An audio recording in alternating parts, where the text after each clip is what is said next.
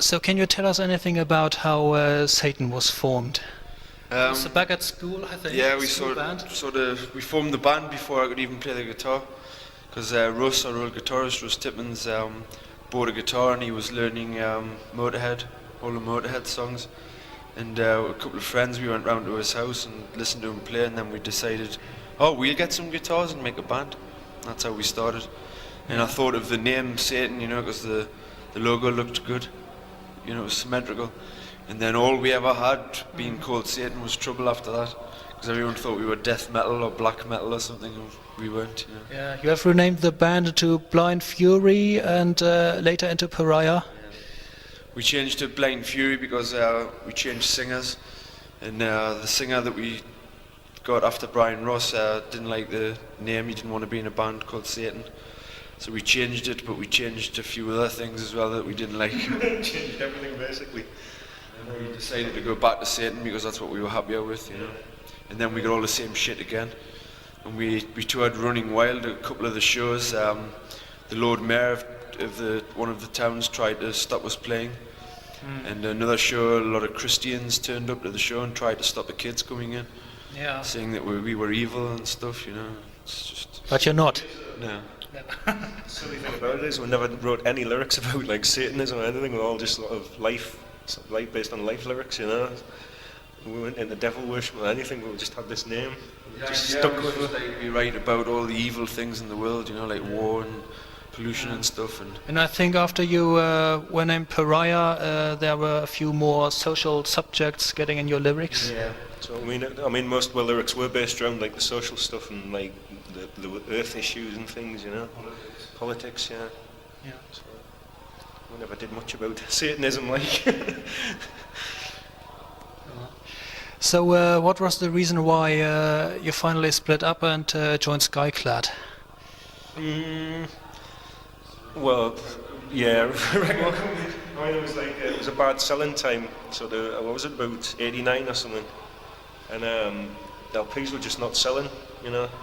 So the record company just drew a line through all the bands that weren't selling enough, and we were underneath the line, you know, just underneath it. So we lost our deal. I mean, we had an album ready to be recorded. At that time, we had 10 songs, which we have actually recorded. Like, what was it, about 2 years ago? Recorded the songs that should have been on like the next Pariah album, you know. But we still kind of get a release for it, so they're there, recorded, ready to go. You're still keeping it going as a kind of side project? No, it was a one-off because we had those 10 songs. I mean, we'll still get on dead well, and we had 10 songs, and we thought, well, they're just sitting there, they're going to do nothing, just going to be forgotten. So we'll record them and see if we can sell it to a record company as a one-off project, you know. Yeah. But I mean, we haven't got a deal for it yet, so we're still looking around if anyone's interested. If anyone wants to buy it, it's there. Used Pariah LP.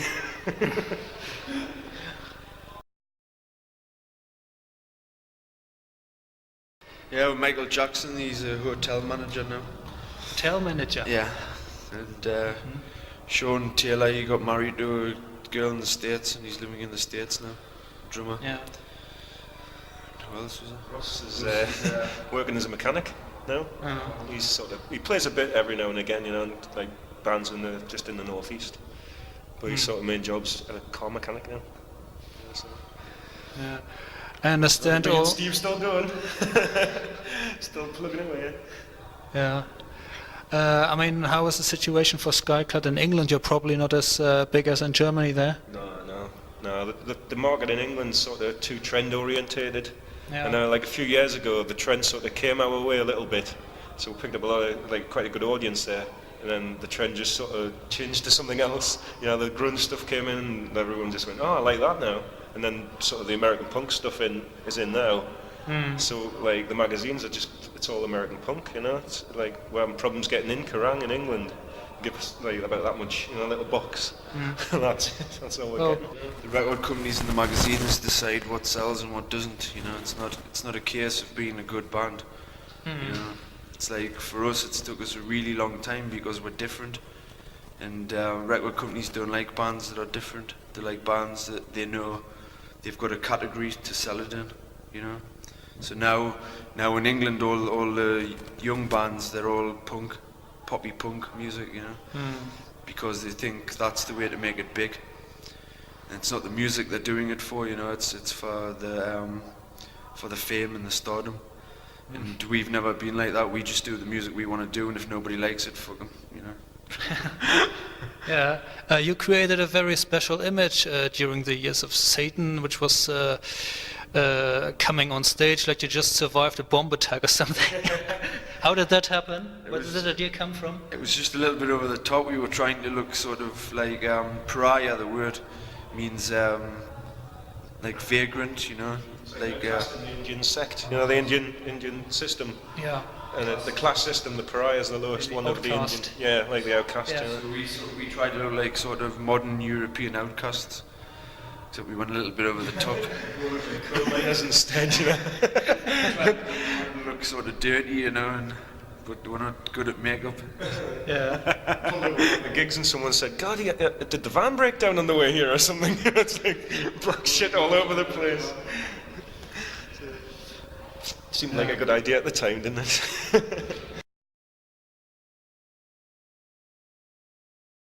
Well, I think, you know, at the start, the image came from Sabbath, you know, what Martin wanted to do. Yeah. And when we used to wear all that sort of leather gear and stuff, it was just from Sabbath, really. Martin wanted to continue looking like he was in Sabbath, so the band decided, yeah, well, we should look like an outfit, you know, like a unit, so we all dressed like that. But we look back on it now and we think it was a bit silly and a bit too metal for the band, you know, but we were more metal then. And I think now our image is just sort of us, really, you know. But Skyclad started as a kind of his solo project and then started growing together somehow? Yeah, I just got some songs together with Martin, you know, for a demo for Noise Records.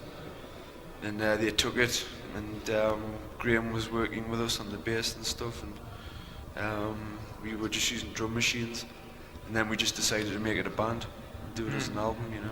Just sort of eased into it, didn't it? I mean, it started off just as an idea, you know, because I mean, like Pariah, and it was still going. We were just sort of, we'll do a bit of work with Martin as a project, and just sort of, I don't know, it just happened, and it just ended up 6 years later, you know, there's a band there, you know, just sort of drifted into it, you know. Yeah. So it worked out well, though. It works well as a band instead of a project.